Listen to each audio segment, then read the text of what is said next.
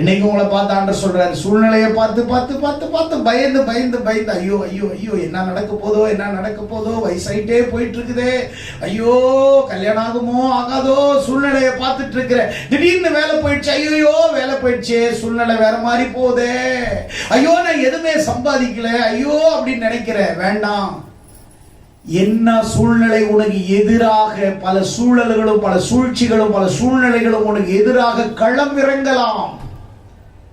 ஆனால் சூழ்நிலைகள் உனக்கு எதிராக களம் இறங்கினாலும் அந்த சூழ்நிலைகள் உனக்கு முன்னாடி சுருங்கி போயிடு, சின்னதாயிடும். ஆமென் ஆமென் சொல்லுங்களேன். சின்னதாயிடும் சூழ்நிலை. ஆமென் சொல்லுங்களேன்.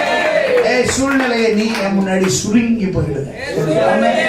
என் முன்னாடி சுருங்கி போயிடுங்க. ஆமென் அல்லேலூயா. பொசுக்குன்னு போயிடும். சூழ்நிலை நமக்கு முன்னாடி சுருங்கி போயிடும். ஆமென்.